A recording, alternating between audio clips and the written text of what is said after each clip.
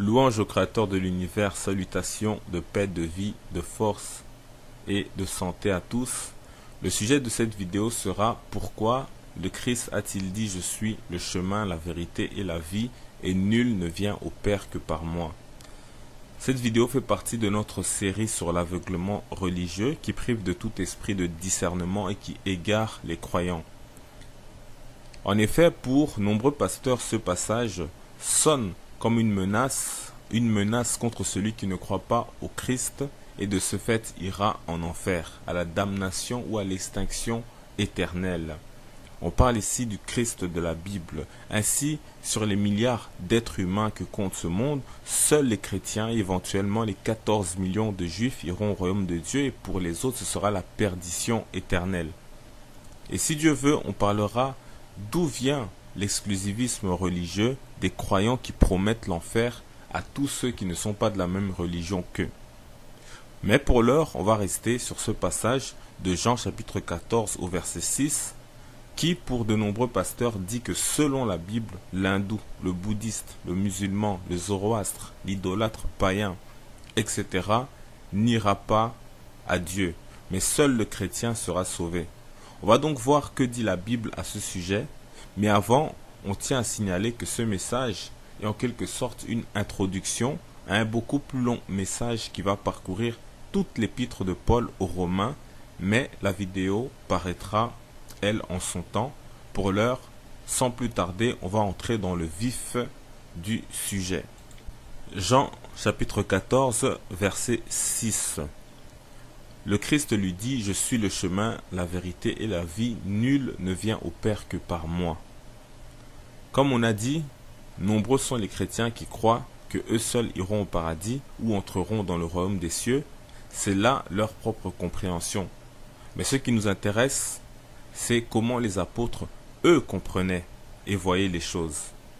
Pour ça, on va aller dans Romains, chapitre 1, au verset 20.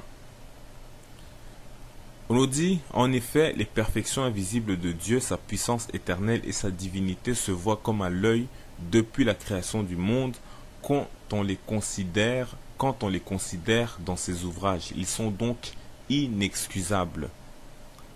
On va lire la version de la Bible de la liturgie qui est encore plus claire, qui dit « Depuis la création du monde, on peut voir avec l'intelligence, à travers les œuvres de Dieu, ce qui de lui est invisible, sa puissance éternelle et sa divinité. Ils n'ont donc pas d'excuses. » On s'arrête là. On nous dit ici que rien que celui qui nie l'existence de Dieu n'a aucune excuse, car rien que par l'intelligence, la raison, on peut inévitablement savoir qu'il y a un créateur tout-puissant, bien qu'il soit invisible, quand on considère et observe la création, les créatures, etc. On va voir c'est quoi exactement le fait de renier Dieu au cours de ce message. Plus loin dans Romains, on nous dit au chapitre 1, versets 24 et 25, « C'est pourquoi Dieu les a livrés à l'impureté selon les convoitises de leur cœur, en sorte qu'ils déshonorent eux-mêmes leur propre corps, eux qui ont changé la vérité de Dieu en mensonge et qui ont adoré et servi la créature au lieu du Créateur qui est béni éternellement. Amen. » Ici, on parle clairement des idolâtres qui se fabriquent eux-mêmes des divinités en dehors de Dieu, selon leur propre plaisir et selon leur bon vouloir. Forcément, des gens qui agissent de la sorte consciemment, Dieu les laisse dans leur égarement. Cela ne veut pas dire pourtant qu'il ne les enverra ou ne les a jamais envoyés de prophètes, mais plutôt ce sont ceux-là qui rejettent même les prophètes à cause de ce qu'on va lire dans Romains chapitre 1 verset 29. Étant remplis de toute espèce d'injustice, de méchanceté, de cupidité, de malice, plein d'envie, de meurtre, de querelle, de ruse, de malignité, rapporteurs, médisants, impies, arrogants, hautains, fanfarons, ingénieux au mal, rebelles à leurs parents, dépourvus d'intelligence, etc. Donc voilà, c'est cela renier Dieu. C'est cela être un vrai idolâtre. C'est ce que deviennent les sociétés qui rejettent Dieu Et cela vaut même pour ceux qui ont reçu des Écritures, qui ont des livres sacrés, mais vont idolâtrer l'argent et l'esprit de ce monde. Car nombreux croient que l'idolâtrie, ou l'idolâtre, c'est celui qui adore des statues ou des éléments de la nature. Eh bien non, toutes les convoitises, tous les péchés contre lesquels l'homme doit lutter, si au contraire il les adopte et il les intègre consciemment, comme on le voit dans notre monde, cela revient à de l'idolâtrie. Il n'est pas mieux, mais pire même, que les adorateurs de statuettes. Romains chapitre 2 verset 1. Ô homme, qui que tu sois, toi qui juges, tu es donc inexcusable, car en jugeant les autres, tu te condamnes toi-même, puisque toi qui juges, tu fais les mêmes choses. Point. On retrouve le terme inexcusable du chapitre 1 au verset 20, qui concernait ceux qui adorent la créature plutôt que le Créateur. Maintenant, Paul s'adresse à ceux qui adorent le Créateur et qui jugent les idolâtres, mais qui font tout ce qui est décrit dans le chapitre 1 au verset 29 à 31. Donc, toutes sortes de péchés. Poursuivons Romains chapitre 2 verset 3 à 5. Et penses-tu aux hommes qui jugent ceux qui commettent de telles choses et qui les fait, que tu échapperas au jugement de Dieu? Ou méprises-tu les richesses de sa bonté, de sa patience et de sa longanimité, ne reconnaissant pas que la bonté de Dieu te pousse à la repentance, mais par ton endurcissement et par ton cœur impénitent, tu t'amasses un trésor de colère pour le jour de la colère et de la manifestation du juste jugement de Dieu. On nous dit que Dieu est bon et patient, il juge avec justice, il est miséricordieux avec l'idolâtre et le croyant. Mais nombreux croyants, parmi les croyants, ne voient pas cela comme de nombreux faux pasteurs qui préfèrent juger ceux des autres religions sans se regarder eux-mêmes dans un miroir. La suite nous dit du juste jugement de Dieu, ce qui suit. Donc on va lire. Romains chapitre 2 versets 6 et 7. Qui rendra à chacun selon ses œuvres. Donc on parle bien du juste jugement de Dieu, qui rendra à chacun selon ses œuvres, réservant la vie éternelle à ceux qui par la persévérance à bien faire cherchent l'honneur, la gloire et l'immortalité. On ajoute le verset 8, mais l'irritation et la colère à ceux qui par esprit de dispute sont rebelles à la vérité et obéissent à l'injustice. Point. Ici on dit clairement que la vie éternelle sera pour celui qui persévérera à faire le bien. On ne parle pas d'être dans telle ou telle religion, mais de celui qui pratique la justice ou non. On continue. Romains chapitre 2, versets 9 et 10. Tribulation et angoisse sur toute âme d'homme qui fait le mal, sur le juif premièrement, puis sur le grec. Gloire, honneur et paix pour quiconque fait le bien, pour le juif premièrement, puis pour le grec. On nous dit, pour toute âme qui fait le mal, chrétien, juif, musulman ou autre, sera châtié, et pour quiconque fait le bien, ce sera la paix, la gloire, etc. Dans les Bibles, on parle du juif et du grec, symbolisant le croyant et l'idolâtre païen. Et la suite est claire. Romains chapitre 2, verset 11. Car devant Dieu, il n'y a point d'acception de personne. On va lire dans d'autres traductions pour que cela soit plus clair. Bible lue second 21. Car devant Dieu, il n'y a point de favoritisme. Bible parole de vie. En effet, Dieu ne fait pas de différence entre les gens. Est-ce que vous comprenez que vos faux pasteurs ne vous trompent pas avec des « vous êtes sauvés, vous êtes bénis, peuple de Dieu, sanctifié en Jésus-Christ », etc. Mais plutôt écoutez bien ce qui suit. Romains chapitre 2 verset 12 et 13. Tous ceux qui ont péché sans la loi périront aussi sans la loi, et tous ceux qui ont péché avec la loi seront jugés par la loi. Ce ne sont pas en effet ceux qui écoutent la loi qui sont justes devant Dieu, mais ce sont ceux qui la mettent en pratique qui seront justifiés. Arrêtons-nous ici un instant. Le Christ a laissé un commandement aux disciples, donc une loi, à savoir, aimez-vous les uns les autres.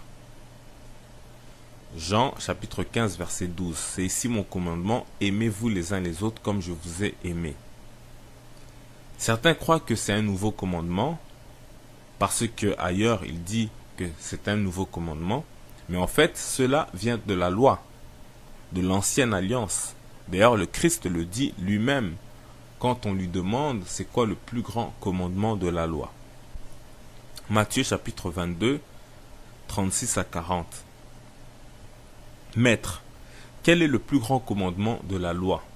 Le Christ lui répondit, tu aimeras le Seigneur ton Dieu de tout ton cœur, de toute ton âme et de toute ta pensée. C'est le premier et le plus grand commandement. Et voici le second qui lui est semblable, tu aimeras ton prochain comme toi-même. De ces deux commandements dépendent toute la loi et les prophètes. On parle bien de la loi. Il y a des chrétiens qui croient qu'ils vont échapper à la loi, mais c'est faux. Et puisque l'unique commandement de Christ, c'est le résumé même de la loi, on va le prouver et le voir comment Paul le confirme. Dans Romains chapitre 13 verset 8, « Ne devez rien à personne, si ce n'est de vous aimer les uns les autres, car celui qui aime les autres a accompli la loi. » En effet, les commandements, tu ne commettras point d'adultère, tu ne tueras point, tu ne déroberas point, tu ne convoiteras point, et ce qu'il peut encore y avoir se résume dans cette parole, tu aimeras ton prochain comme toi-même. On voit clairement que Paul cite le fait de s'aimer les uns les autres comme exige le commandement du Christ, et ajoute la formule, tu aimeras ton prochain comme toi-même, et dit, comme le Christ, que cela résume ou accomplit la loi. C'est pourquoi Christ dit dans Matthieu chapitre 5 verset 17 à 18, « Ne croyez pas que je sois venu pour abolir la loi ou les prophètes, je suis venu non pour abolir mais pour accomplir, car je vous le dis en vérité, tant que le ciel et la terre ne passeront point, il ne disparaîtra pas de la loi un seul iota ou un seul trait de lettre jusqu'à ce que tout soit arrivé. » Donc, le ciel et la terre ne vont pas passer. La loi sera toujours là. Et en vérité, la loi, c'est la pratique de la justice qui se résume, entre autres, par les 10 commandements de la loi de Moïse. Et cette loi ne dépend pas de la religion. Même un idolâtre sait que c'est mal de voler, de tuer, et ainsi de suite. Pour ça, on continue où on s'était arrêté dans Romains, chapitre 2, versets 14 et 15. Quand les païens qui n'ont point la loi font naturellement ce que prescrit la loi, ils sont, eux qui n'ont point la loi, une loi pour eux-mêmes. Ils montrent que l'œuvre de la loi est écrite dans leur cœur, leur conscience en rendant témoignage et leurs pensées s'accusant ou se défendant tour à tour. Ouvrez bien vos oreilles, car ici, c'est le plus important. Romains chapitre 2 verset 16. C'est ce qui paraîtra au jour où, selon mon évangile, Dieu jugera par le Christ les actions secrètes des hommes. Les choses sont claires. Ici, on parle de juger tous les hommes païens, idolâtres comme croyants, selon leurs œuvres. Et certains de ces païens pratiquent la loi sans savoir ou sans avoir eu la loi. Ils sont idolâtres de religion mais pas de cœur. Tout comme il y a des croyants juifs, chrétiens ou autres qui ne sont pas des idolâtres en religion mais qui le sont de cœur. Ainsi, tous passeront en jugement devant le Christ et au jour des comptes selon leurs œuvres. Voilà pourquoi on dit dans Jean 14, verset 6, le Christ lui dit, je suis le chemin, la vérité et la vie, nul ne vient au Père que par moi. En effet, si le Christ jugera les actions des hommes, et qu'il y aura des païens, musulmans, hindous, bouddhistes ou autres, qui auront pratiqué la justice, ils iront au Père après être passés par le jugement du Christ. C'est ce que Paul explique dans son épître qu'on dit adressé aux Romains, qui étaient d'ailleurs de grands idolâtres. C'est pourquoi les biblistes ont assimilé cet épître aux Romains. Mais là, c'est Paul qui parle. Et si vous n'écoutez pas lui, Paul, qui est le serviteur, est-ce que vous allez écouter le maître? Pas certain, mais on va quand même écouter le maître malgré tout. Matthieu, chapitre 7, 21, c'est le Christ qui parle. Il dit, « Ceux qui me disent Seigneur, Seigneur, n'entreront pas tous dans le royaume des cieux, mais celui-là seul qui fait la volonté de mon Père qui est dans les cieux. Plusieurs me diront en ce jour-là, Seigneur, Seigneur, n'avons-nous pas prophétisé par ton nom? Voilà les Shoraketu. N'avons-nous pas chassé les démons par ton nom? Voilà les Marcelo Tunasi. N'avons-nous pas fait beaucoup de miracles par ton nom? Voilà les Beni In, Mamadou Karambiri, Billy Graham, etc. Mais voici la réponse du Christ.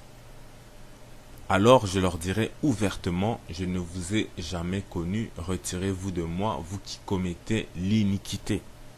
C'est pourquoi quiconque entend ces paroles que je dis et les met en pratique sera semblable à un homme prudent qui a bâti sa maison sur le roc. On s'arrête là. Même les frères qui sont sur la chaîne Jésus-Christ TV, sont-ils certains que lorsque ils se font appeler chrétiens ou qu'ils disent Jésus, parle-t-il de la bonne personne, quand bien même ils dénoncent à juste titre les dérives des faux pasteurs? Ne sont-ils pas aussi pris au piège de la religion? Parle-t-il du fait que Israël était un peuple noir, de l'accomplissement de Genèse 15-13? Il ne parle pas du seul peuple qui souffre à grandeur de toute la surface de la terre? Ou peuvent-ils seulement nous montrer un seul pays où le peuple noir a pu se développer comme on le voit avec les autres, comme les autres le font en différents pays à travers le monde, à travers les continents? On croit-il que Dieu abandonne son peuple comme eux le font sans savoir, bien qu'en faisant partie de ce peuple, ou bien comme d'autres l'abandonnent en s'auto-proclamant prophète des nations, pourtant ne prêchent que face à des Noirs, à des Africains, mais presque jamais un mot sur eux dans leur prédication. Donc de qui s'inspire-t-il?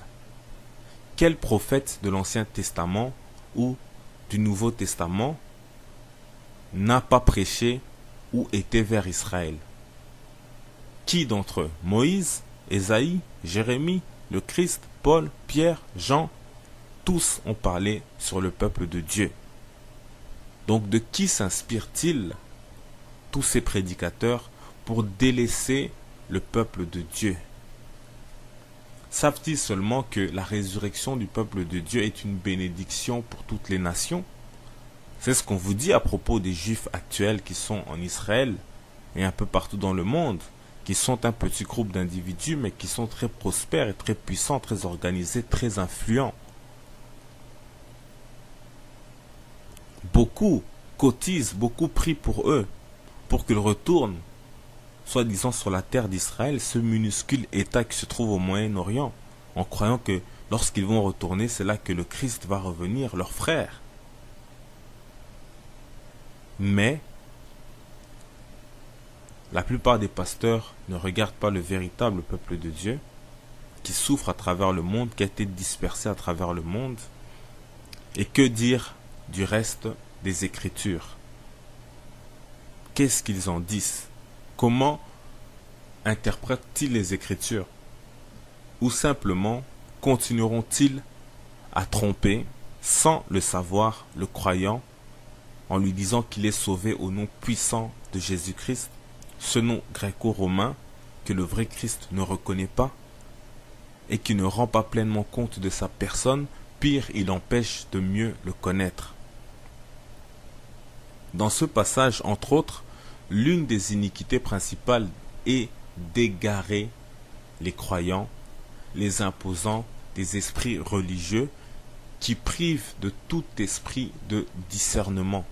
Car lorsqu'on est dans une religion, on ne pense que comme la religion l'indique. On ne peut plus voir ni ce qui est à droite, ni ce qui est à gauche, ni ce qui est en haut, ni ce qui est en bas, et même, on ne voit même pas ce qui est devant soi. Ici, on précise qu'on ne juge pas ces personnes, ces pasteurs ou autres. Dieu, le Tout-Puissant et Miséricordieux, c'est lui seul qui juge. Et tout être humain qui vit a le temps de se corriger avant le jour des comptes. Et Dieu guide qui il veut. C'est pourquoi, chaque jour, il faut s'examiner soi-même. En 1, se forcer à pratiquer la justice. Voilà qui est la ceinture de sécurité, l'armure et le bouclier, inexpugnable. En 2, chercher à connaître Dieu un peu plus chaque jour. Voilà la source de l'élévation spirituelle. Or, la prison de la religion est un des grands facteurs qui limite la compréhension même des Écritures. Alors, imaginez la spiritualité. Parce que ici, on ne parle même pas encore du Saint-Esprit. On parle que du niveau rationnel, comme dans Romains chapitre 1 au verset 20, où il est dit, depuis la création du monde, on peut voir avec l'intelligence, à travers les œuvres de Dieu, ce qui de lui est invisible, sa puissance éternelle et sa divinité. Ils n'ont donc pas d'excuses. Ils n'ont donc pas d'excuses lorsqu'ils lisent les Écritures et que les Écritures se rapportent aux Africains, aux Noirs, ils ne le voient pas. Ils n'ont pas d'excuses, car ces choses-là, on peut le voir avec l'intelligence. Il y a d'autres choses qui demandent d'être guidées par l'Esprit. Mais encore faut-il que déjà, on recherche la sanctification, la justice divine. Bon. Donc encore une fois, mais cette fois, on ne cite personne. Mais ceux qui tiennent ce discours sont les concernés. Donc que les faux pasteurs ne vous trompent pas avec des « vous êtes sauvés ». Vous avez été sanctifiés par le sang de Jésus-Christ, sans savoir que en tant que sacrifice, le Christ est mort pour tout le monde sans exception. Il est venu pour réparer le péché de désobéissance d'Adam qui s'est étendu à toute l'humanité. L'importance, c'est la mort d'un juste sans péché comme le Christ qui importe plus que son sang qu'on est en train d'idolâtrer. On nous dit que le salaire du péché, c'est la mort. Le Christ meurt sans péché, étant obéissant jusqu'à la mort. Il passe avec succès une épreuve dans un monde dominé par le diable, là où Adam a échoué dans un monde paradisiaque, dans un paradis où il était connecté à Dieu. Philippiens chapitre 2, versets 6 à 9. Lequel, existant en forme de Dieu, n'a point regardé comme une proie arrachée d'être égal avec Dieu, mais s'est dépouillé lui-même en prenant une forme de serviteur, en devenant semblable aux hommes et ayant paru comme un simple homme, il s'est humilié lui-même, se rendant obéissant jusqu'à la mort, même jusqu'à la mort de la croix. C'est pourquoi aussi Dieu l'a souverainement élevé et lui a donné le nom qui est au-dessus de tout nom. Comme le péché d'Adam s'est étendu à toute l'humanité, il en est de même de la mort du Christ dans l'obéissance qui s'étend à tous les humains, mais pour le jour de la résurrection et du jugement où, maintenant, chacun aura possiblement droit à la vie éternelle à condition de croire en Christ. Or, comme on l'a vu, croire en lui, c'est faire la volonté de Dieu qui l'a envoyé, donc persévérer à pratiquer la justice. Et comme on a dit, Dieu l'a élevé, lui, le Christ, pour qu'il juge tous les êtres par la permission de Dieu, avec le trône de Dieu. Apocalypse chapitre 20, versets 11 et 12. Puis je vis un grand trône blanc, et celui qui était assis dessus, la terre et le ciel s'enfuirent devant sa face, et il ne fut plus trouvé de place pour eux. Et je vis les morts, les grands et les petits, qui se tenaient devant le trône. Des livres furent ouverts, et un autre livre fut ouvert, celui qui est le livre de vie.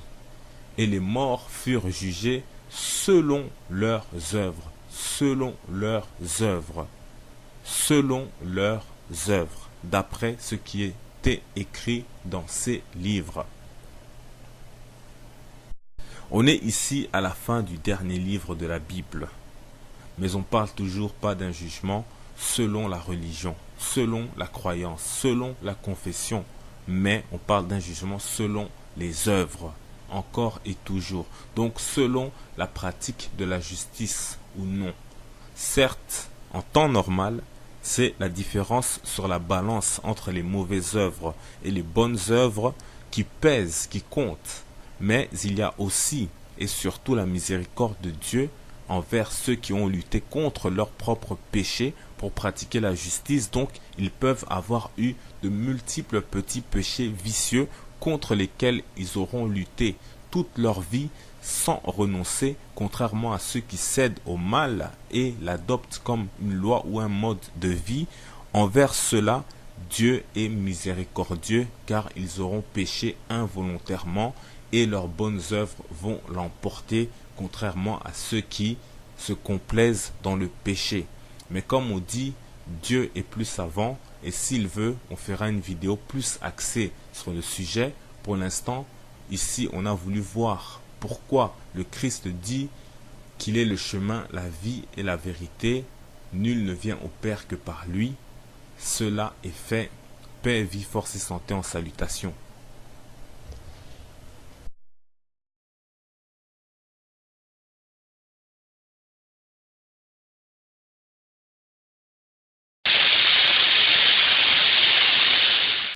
Pour ça, on va aller dans Romains, chapitre 1, au verset 20.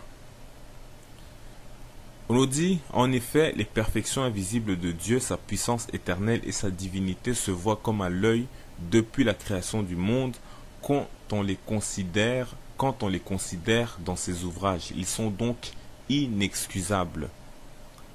On va lire la version de la Bible de la liturgie qui est encore plus claire, qui dit: depuis la création du monde, on peut voir avec l'intelligence, à travers les œuvres de Dieu, ce qui de lui est invisible, sa puissance éternelle et sa divinité.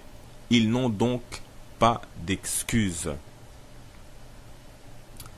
On s'arrête là. On nous dit ici que rien que celui qui nie l'existence de Dieu n'a aucune excuse, car rien que par l'intelligence, la raison, on peut inévitablement savoir qu'il y a un créateur tout-puissant, bien qu'il soit invisible, quand on considère et observe la création, les créatures, etc.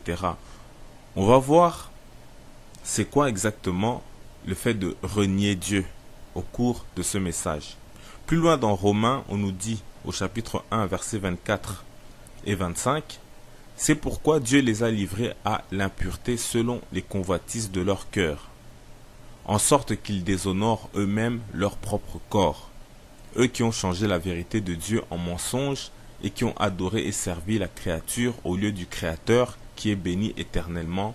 Amen. » Ici, on parle clairement des idolâtres qui se fabriquent eux-mêmes des divinités en dehors de Dieu, selon leur propre plaisir et selon leur bon vouloir. Forcément, des gens qui agissent de la sorte consciemment, Dieu les laisse dans leur égarement. Cela ne veut pas dire pourtant qu'il ne les enverra ou ne les a jamais envoyés de prophètes, mais plutôt ce sont ceux-là qui rejettent même les prophètes à cause de ce qu'on va lire dans Romains chapitre 1 verset 29. Étant remplis de toute espèce d'injustice, de méchanceté, de cupidité, de malice, plein d'envie, de meurtre, de querelle, de ruse, de malignité, rapporteurs, médisants, impies, arrogants, hautains, fanfarons, ingénieux au mal, rebelles à leurs parents, dépourvus d'intelligence. etc. Donc voilà, c'est cela renier Dieu. C'est cela être un vrai idolâtre.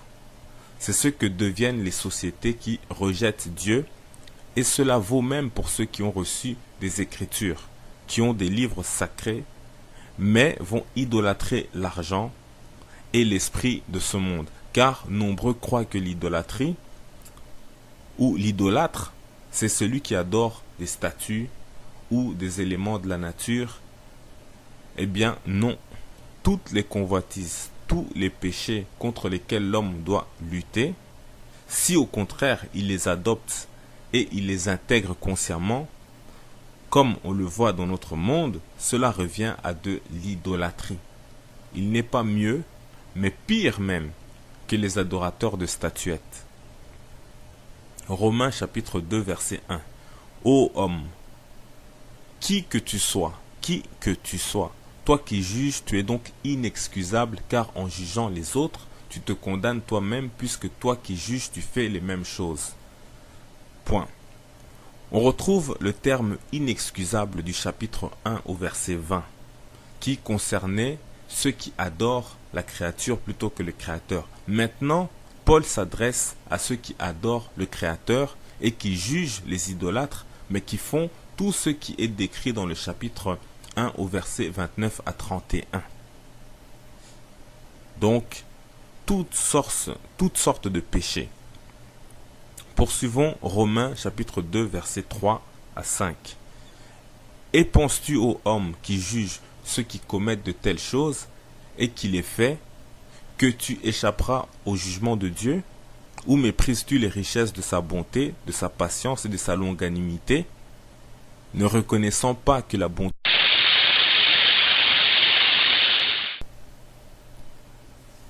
Louange au Créateur de l'univers, salutations de paix, de vie, de force et de santé à tous. Le sujet de cette vidéo sera pourquoi le Christ a-t-il dit je suis le chemin, la vérité et la vie et nul ne vient au Père que par moi. Cette vidéo fait partie de notre série sur l'aveuglement religieux qui prive de tout esprit de discernement et qui égare les croyants. En effet, pour nombreux pasteurs, ce passage sonne comme une menace contre celui qui ne croit pas au Christ et de ce fait ira en enfer, à la damnation ou à l'extinction éternelle. On parle ici du Christ de la Bible. Ainsi, sur les milliards d'êtres humains que compte ce monde, seuls les chrétiens et éventuellement les 14 millions de juifs iront au royaume de Dieu et pour les autres ce sera la perdition éternelle. Et si Dieu veut, on parlera d'où vient l'exclusivisme religieux des croyants qui promettent l'enfer à tous ceux qui ne sont pas de la même religion qu'eux. Mais pour l'heure, on va rester sur ce passage de Jean chapitre 14 au verset 6 qui, pour de nombreux pasteurs, dit que selon la Bible, l'hindou, le bouddhiste, le musulman, le zoroastre, l'idolâtre païen, etc. n'ira pas à Dieu, mais seul le chrétien sera sauvé. On va donc voir que dit la Bible à ce sujet. Mais avant, on tient à signaler que ce message est en quelque sorte une introduction à un beaucoup plus long message qui va parcourir toute l'épître de Paul aux Romains, mais la vidéo paraîtra, elle, en son temps. Pour l'heure, sans plus tarder, on va entrer dans le vif du sujet. Jean chapitre 14, verset 6. Le Christ lui dit, je suis le chemin, la vérité et la vie, nul ne vient au Père que par moi. Comme on a dit, nombreux sont les chrétiens qui croient que eux seuls iront au paradis ou entreront dans le royaume des cieux. C'est là leur propre compréhension. Mais ce qui nous intéresse, c'est comment les apôtres, eux, comprenaient et voyaient les choses.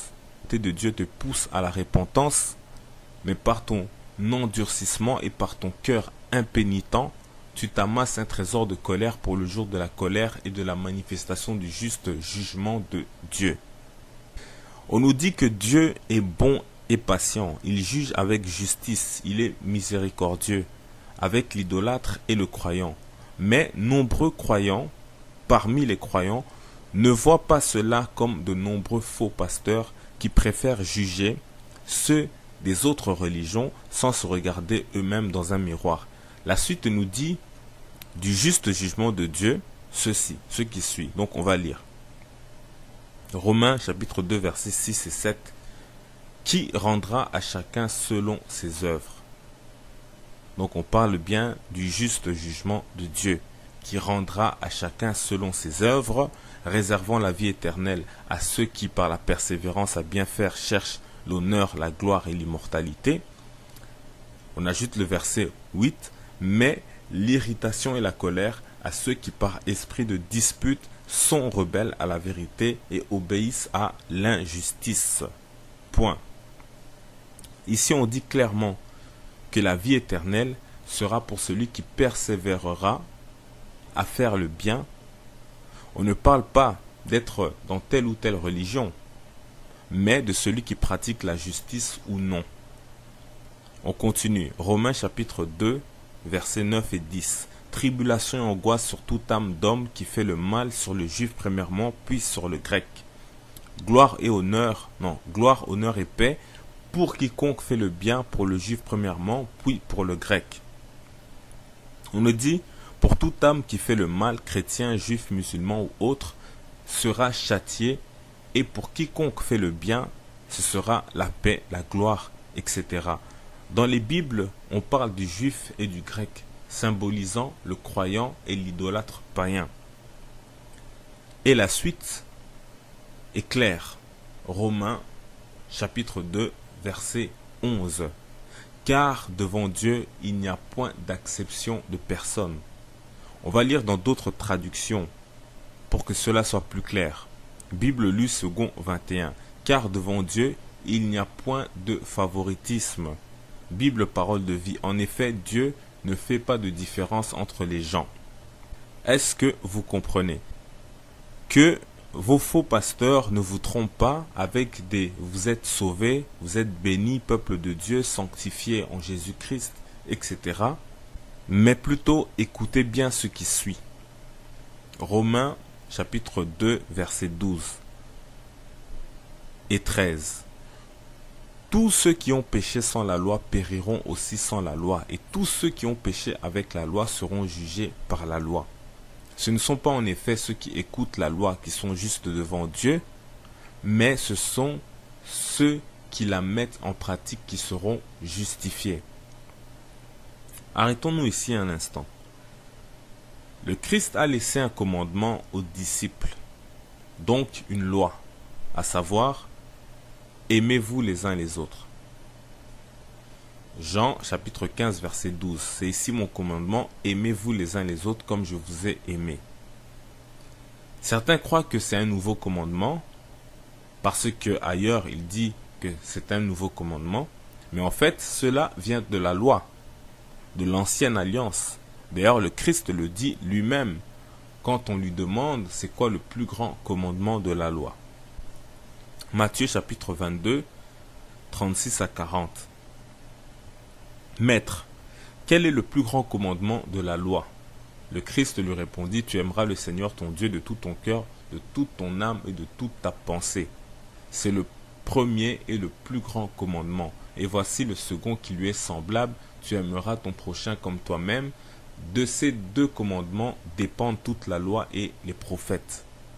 On parle bien de la loi. Il y a des chrétiens qui croient qu'ils vont échapper à la loi, mais c'est faux. Et puisque l'unique commandement de Christ, c'est